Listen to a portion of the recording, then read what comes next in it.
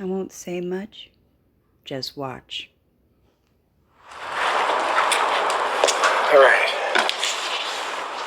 So it's Ocean or Oshi? How do I pronounce your name? Ocean or Oceana? Oceana, like the ocean? Yes, got it. Oceana. What do you like better, Ocean or Oceana? They're both beautiful, but Oceana. Everyone calls me Ocean, but my clothing line is called Oceana Bananna. Oh, I see. It's a clothing line.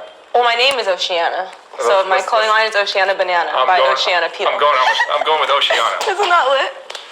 All right, Oceana. Oceana, where'd you grow up? Where are you from? I'm from Fort Smith, Arkansas. Arkansas. Mm-hmm. And tell me about your family. You had both of your parents growing up? I'm adopted. Okay. And my adoptive father passed away from cancer and heart disease, and my mom is 80. Okay, and how was your childhood? It was cool. I had 5 brothers and sisters adopted. All adopted. So a good childhood? No crazy genes? This is so crazy. I've always had to hide my childhood, but I'm talking about it right now. But it was cool. It's just a lot of fighting and stuff sometimes. Yeah. And yeah. But physical, sexual abuse, anything like that? My older brother molested me when I was 14. I think 13 or 14, maybe younger. Okay. I can't remember. It definitely was the beginning of middle school. So it was middle school, high school, middle school.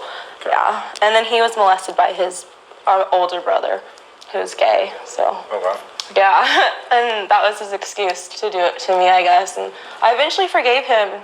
He's a Marine now. Oceana Banana. Oh man. Oh man. The banana got a little bigger. I gotta do a full spin. Yeah, there you go. The banana got a little bigger. I had a whole ass baby. Yeah, but I mean that in a good way. Word. Third time's a charm, and she's returning to the show a third time. All right, so I'll extend an arm of help.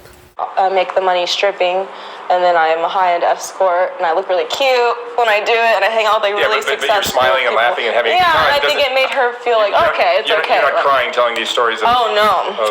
I've cried and told her stories before, but not recently. Does doing this for a living ever get you down? Or oh my God, yeah, it does, only because I feel I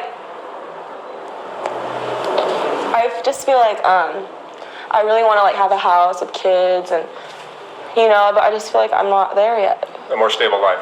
I need to be more stable and more appropriate. I don't want to raise kids that way.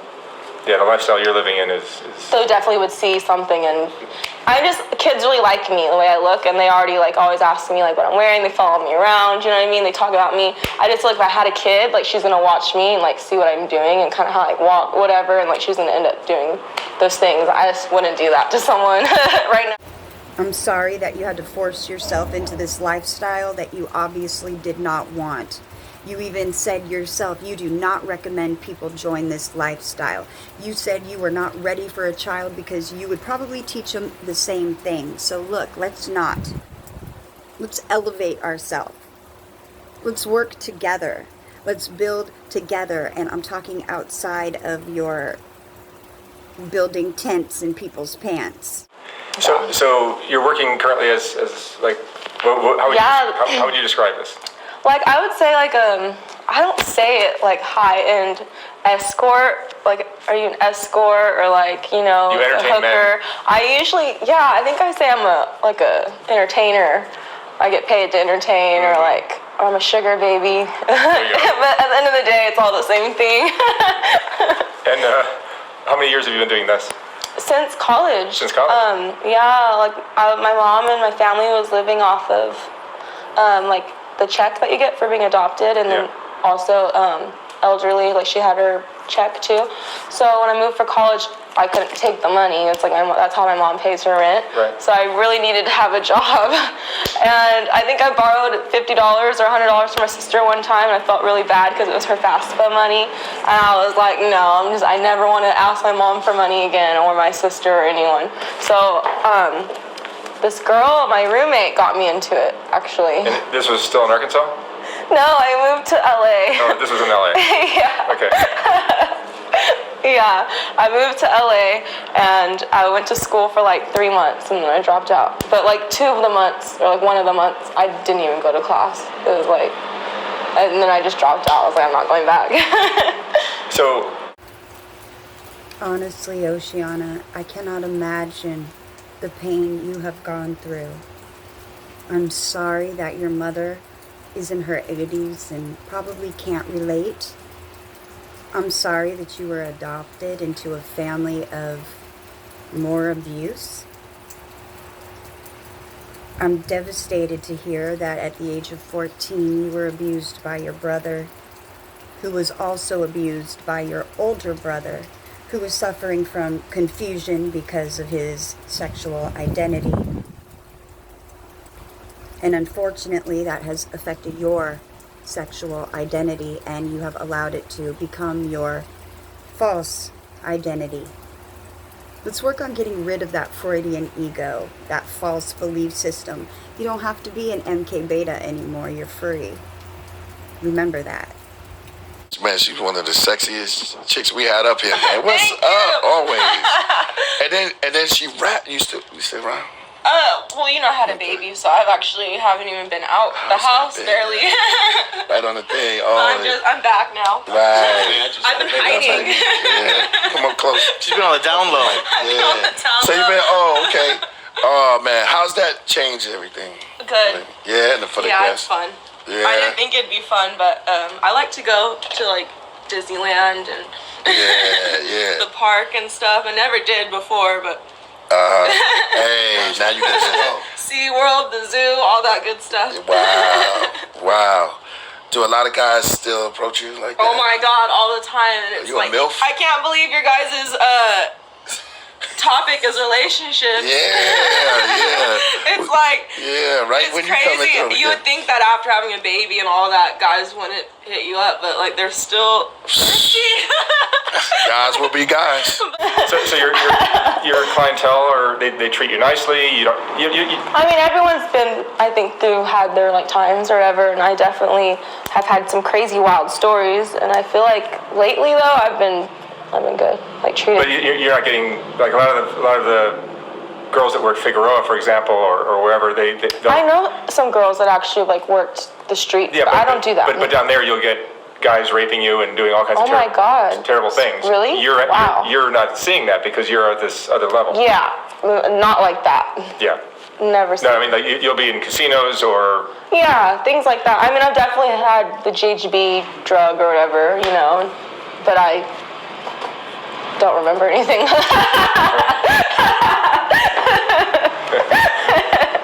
That's crazy. This is how Oceana set it up. Hey, it's nothing like spanking your own ass. I always say that. And Interesting, the sexual interactions you'll have are typically normal and pretty standard, or does it get into like fetish? It gets into like I think I'm finally okay with doing those things, but in the beginning it was so hard. Like I feel like the weirdest thing I've had to do was have sex with this girl. Like this guy asked me to fuck her in the ass with a strap on. And like when I was doing it, I was so high that I like thought I was a guy for a second, and I was like stroking the strap on, and I was like, whoa, like, because there was a mirror right there, you know, and I'm just like totally was into it for a second, and I'm like, wait, I'm not a guy. It was kind of fun, interesting. I made a lot of money. And he was watching. He was watching. I guess he wanted to prove his girlfriend was a lesbian. Oh, there was a girlfriend that you were having fun with? And then like he ended up committing suicide, like not even like weeks after I went over to his house. It was so weird. I was just like, yeah, I don't feel comfortable sometimes doing little jobs like that. Yeah. Not trying to hurt anyone. And are drugs a part of the picture for you? I used to do drugs, all drugs, like anything. I've tried everything, almost everything. But I don't do drugs because my real mom does drugs, and I just feel like I don't want to be like my real mom. Your biological My mom? real parents. That's why I got taken away. They did drugs, yeah. But other than that, like, I'm not trying to have kids right now. And how old are you? I'm 25. You're 25. Yeah. So you're still very young. Yeah, I think I'll probably be in this lifestyle until I'm like 30, to be honest. because I love traveling. I've been to like so many countries, and like I feel like guys love paying for girls' travel, and like I can't do that with a boyfriend. I really tried it, and it's like miserable. So the guys that you call customers will sometimes fly you to all the time. Like they fly me places, they pay my bills, they feed me, they take care of my dog, they clean for me, they all that stuff. Bought me boobs, you know, fix my car, buy me jewelry, like yeah, it's fun. I think at first, when I first started, I was scared. Like the first time I had to go do it, I was so scared. And then like I did it a few times, I started crying, and I never did it again for a minute, but then I did it again. I just always kept doing it again, getting normal jobs, doing it again. And now I'm just like, I've been just doing it. Like, everyone like loves it too. All my girlfriends and I do it together. Like, you know what I mean? So you're making it sound very appealing, and I like to get all these different perspectives. What advice or what words of wisdom would you share with a young girl who's seeing your interview and going like, wow, this doesn't seem so bad? Don't do it. Don't be a high-end escort. But if it's your only option and you're already kind of in a situation like that, I would say get help. Like if they have a lot of money and can help you, why not ask for some help? And you don't have to do it in a, you know, aggressive way. You could just do it in a nice, friendly way. Fun, sexy, cute males way. That like you. I feel like that's how I do it. Like I do it in a very slick, like sexy, cute way. It just it kind of comes off natural rather than it being like, you know. And the men kind of take care of you, and you have some fun. Yeah. And no one gets hurt. No one gets hurt. I'm always very careful and nice and clean, and my friends are safe. Like we always. And you haven't had it sounds like you haven't had bad experiences.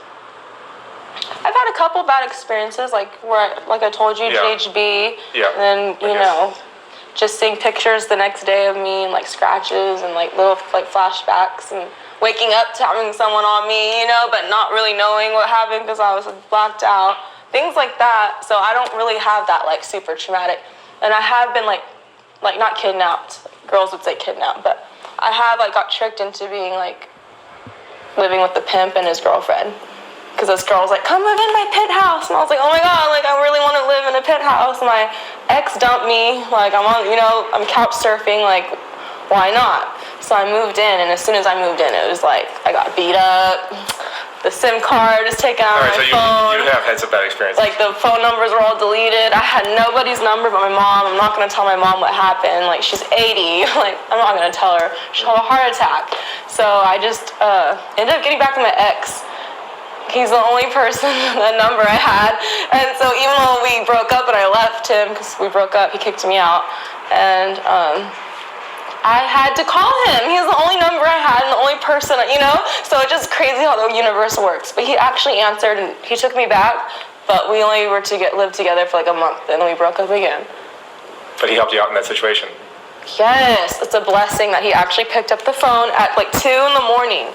I was at the strip club. She made me strip, make money and stuff. I was making $1,000 a day. And like days where she wasn't even making that much. And she'd get so jealous and pissed off. And like she thought I liked her pimp boyfriend, which I never even hooked up with him until she made me. So it's just like, you know, she was tripping. She was on a good one. But I ran away. I ended up calling him. I used the taxi driver because she got sick one morning. I think she got pregnant or something.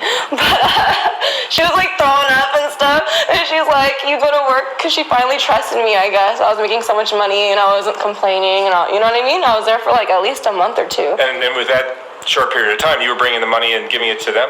Oh yeah, they would take all my money and leave me with like a few ones in my wallet. And that'd be like, you know, and every time I ate, it's like with her. Every time I fucked someone, she knew. Every time I was at work, she's like watching me because she works there.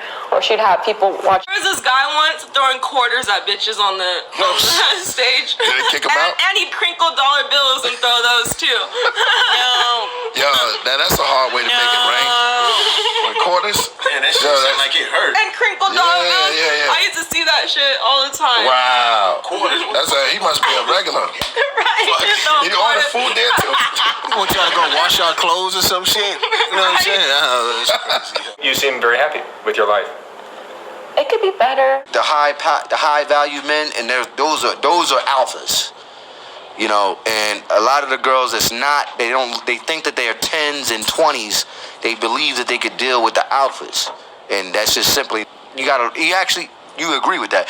To deal with the alpha males, you gotta look a certain way. Yeah, and 9 times out of 10, those alpha males already have a bitch. There you go. So it's like, you're not gonna win anyway. You might as well just act right, get your money, have a good time. There you go. Go home. She went to San Diego. She found her father, which is great. You know, I used to live in San Diego myself. Yeah, interesting. I lived at 10 Chambers. Literally was my address. So visions of, yeah, Mama Wu might have that. It's my decisions to hang out with like hoe-ass girls, and then they hang out, you know, and then that's when I'm like, oh shit, I should have hung out, brought the hoe-ass girl on my boyfriend. You shouldn't do that. Like, if you know your friend like will go suck a dick for $5, then you should bring her around your nigga. And I had to learn that like just recently to like stop hanging out with hoes. Right. What the whole But it's just so annoying when guys say like don't hang out with hoes and strippers, and then they go hang out with them. It's like, with hoes? yeah, I'd be like, nigga. Where do hoes hang out at? Where do hoes hang out? Yeah. At the hoes. Everywhere? The street? What do you mean? The gas station? The hoes. Fucking hotel? In order to do better, you have to be shown better. Now, I know a lot of your friends, you say that you choose to hang out with or just hoes. How about we try a different type of hoe? How about a gardening hoe? That's a good tool too for planting seeds. That's what I think is a good idea. You know, I know of a certain story where I have heard this before about mustard seeds and faith. Fuck it, yeah, fuck it right. Getting lit tonight. I'm out with my baddies. We're getting fucked tonight, eh? It would be very easy to join the crowd and either tease this poor girl, continue to use her, exploit her, or I can offer a hand up and out. I like the last one. They're making a parody of it. I've been reading that. But the fact you brung it out, there ain't nothing happen like that on this show because we just build it. He says, Flip around some chair. so you gotta hold on to your chair, man. We're gonna play There Can Never Be Peace for him. That's what we're gonna play for him. Why do I keep hearing about knees? Did someone fuck up their knee? I don't know, man. Like, y'all keep saying about knee. What? Did someone have a bad knee? It was a situation on Monday where somebody hit somebody in the knee. Oh, okay. It's very sad and very disappointing to see when entertainers will exploit those weaker than them. They see somebody where they think they can pull a lick. Sometimes it's just a lower lick on their dick. Spit the rhyme up. Shut the fuck up. Shut the fuck up. Simon said, Step back. You can't write rhyme. Let's make the rhyme simple. A simple cipher, but let's call it like a Dr. Seuss book. Yes, let's do that. 1 bar, 2 bar. I'm sorry, girl, you're rocking nothing but FUBAR. Oh, do you need an acronym for that? Fucked up beyond any repair. There, I said it maritime. Do you fucking care? I do. I don't know why. Even though the silent war is on and I could just watch you die. But I can't do that, you see. No. This bitch only does what? Bukkake. While I'm over here doing kabuki katas and giving her a mental motherfucking sake.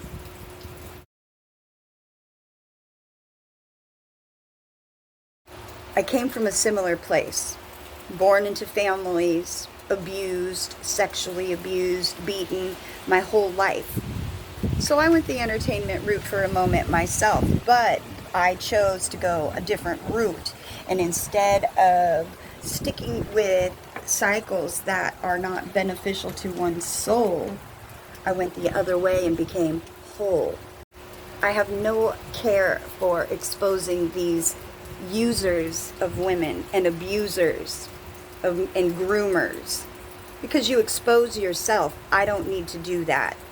What I can do is extend a hand to a fellow sister. That's what I could do. And instead of saying perverted shit about how I want to do nasty stuff, or let me give you some money so you could degrade yourself more, I'm saying, how about we step out?